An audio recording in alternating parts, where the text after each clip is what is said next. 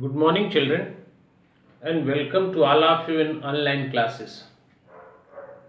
Dear students, we are discussing the fourth poem of Flamingo book, and the name of poem is A Thing of Beauty.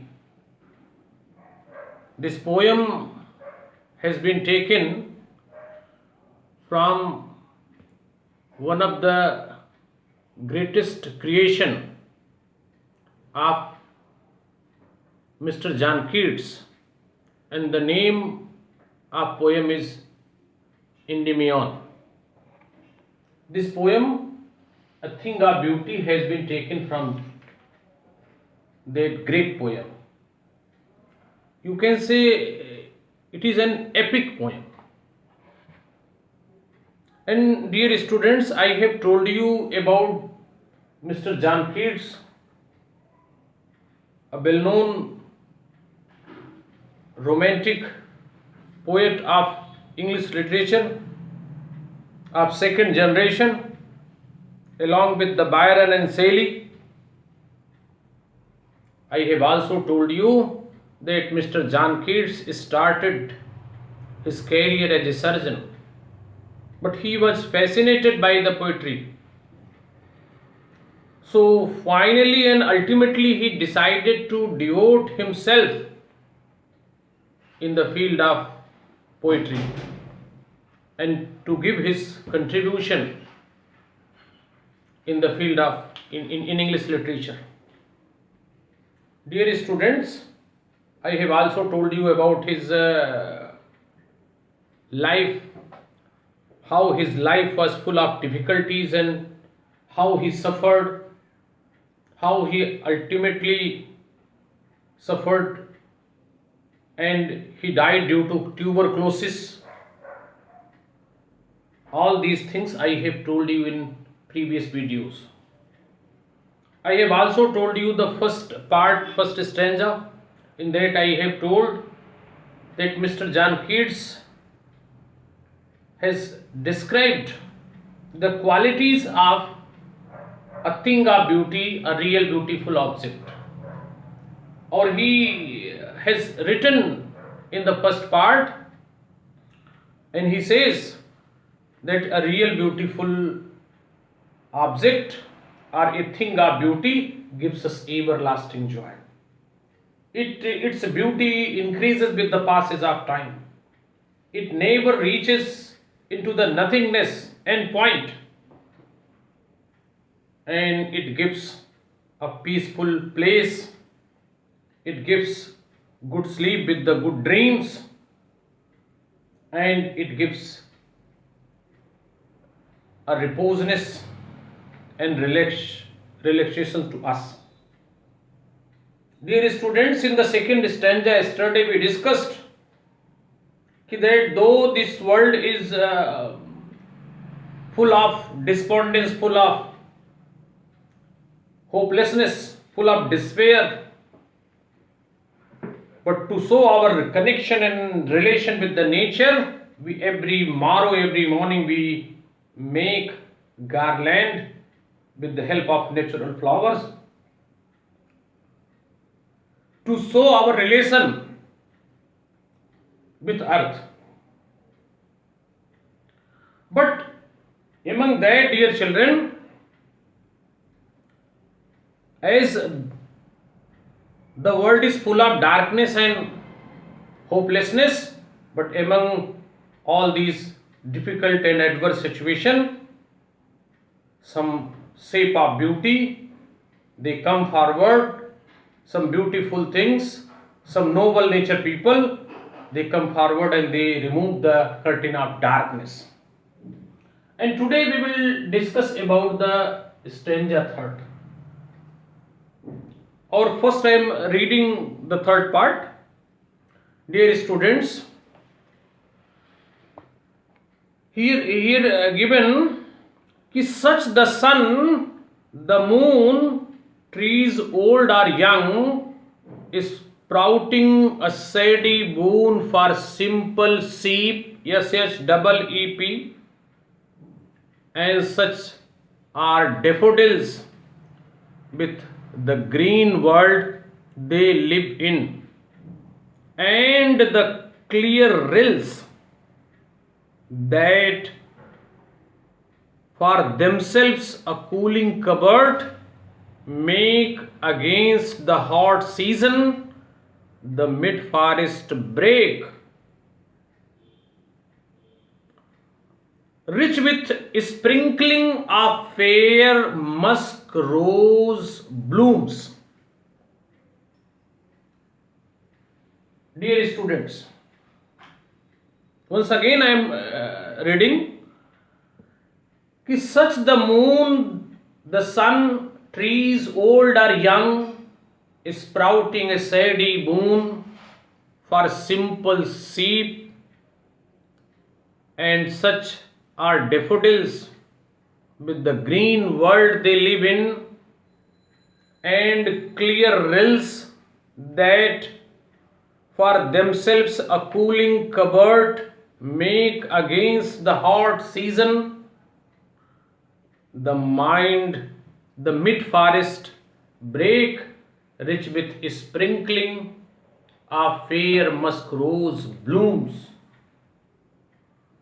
So this portion we have to discuss today, or in today's stanza, today's portion, dear students, Mr. John Keats wants to tell us, and he gives the example of some beautiful objects. But before that, I want to tell you the meaning of some difficult words given in this portion. Sprouting, putting forth, boon, blessings, daffodils, yellow flower of lily family, rills, streams, covered thicket. Gainst word is given, but here due to rhyme scheme against given, but actually it is against. Break, brushwood or firm, and then sprinkling, scattering, fair, lovely, musk rose, sweet smelling flowers. So these are the difficult words which you have to keep in your mind, which you have to know while you are reading and writing the explanation. Reading the poem and writing the explanation. Dear students, in this portion, third stanza, the poet Mr. John Keats says that the sun is the real example of beauty, because the sun gives us heat and light. It gives us energy,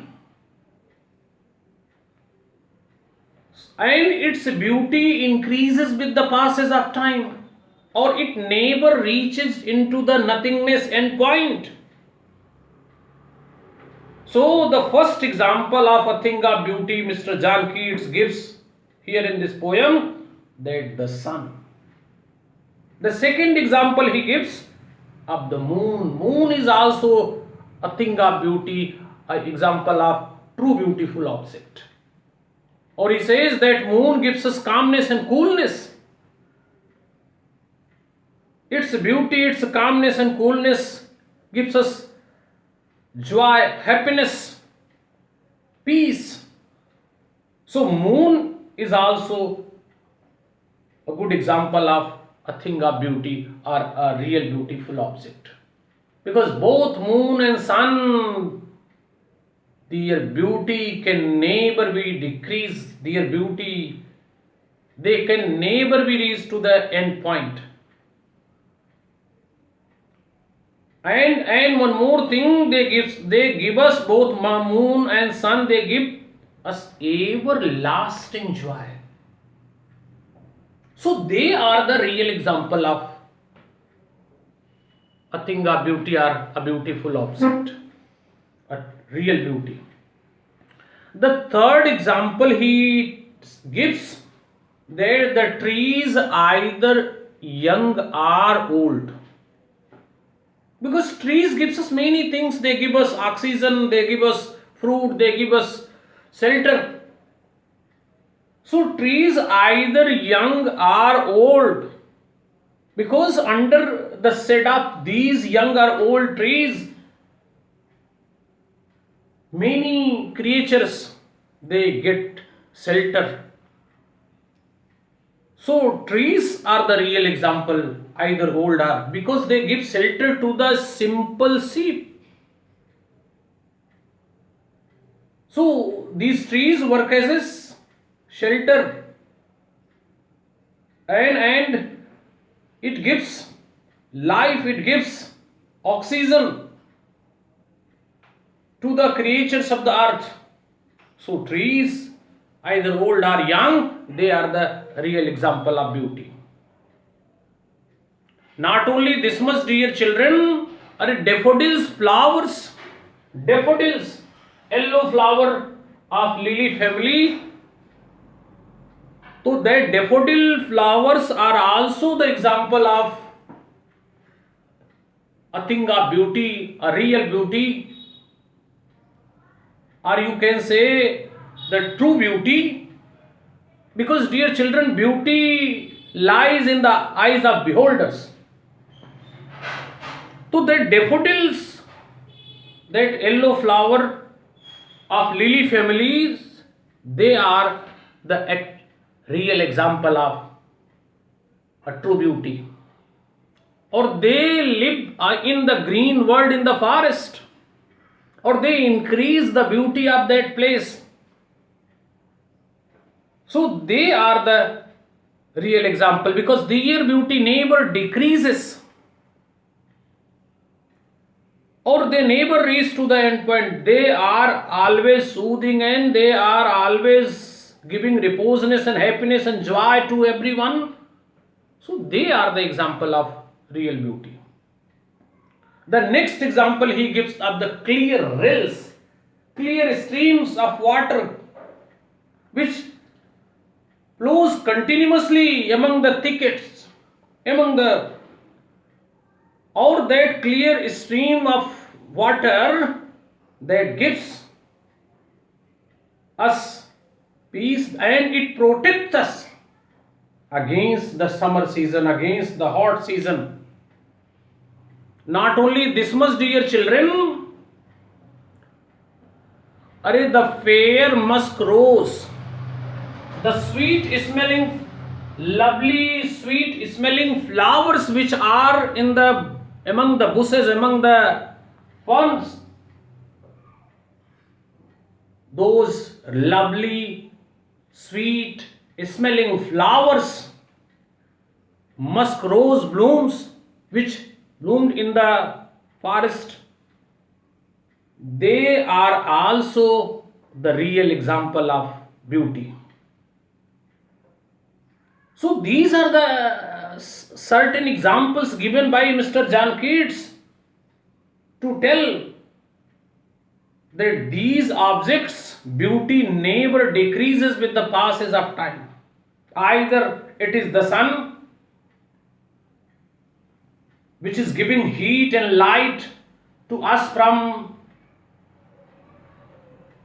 millions of the years, either the moon, which is giving and benefiting us by its calmness and coolness to us, or it is the trees, either old or young, which is working as a shelter for the simple sheep and giving oxygen and protecting many creatures of the nature, or you can say, dear children, the daffodils, flowers, which are found in green world, in the green forest, and increases the beauty and gives the reposeness and peace to the beholders, because beauty lies in the eyes of beholders. Are, dear children, the clear streams which continuously flows among the bushes and protects us from the hot season, from the summer season, against the hot season. So that eternal flow of that clear streams also example of are, dear children, the musk rose blooms. Fair musk rose are lovely, lovely, lovely, sweet smelling flowers which are found in the bush, among the bushes. They are also real example of beauty, and they influences us by their good fragrance, by their beautiful fragrance. So these are the real example of beauty. They are actually a thing of beauty. So this is all about today's portion, dear children. I will give you and tell you some more examples in next lecture, dear students. So I hope you have understood. You will read all three parts line by line, and if you have any confusion you may ask. Thank you, dear children.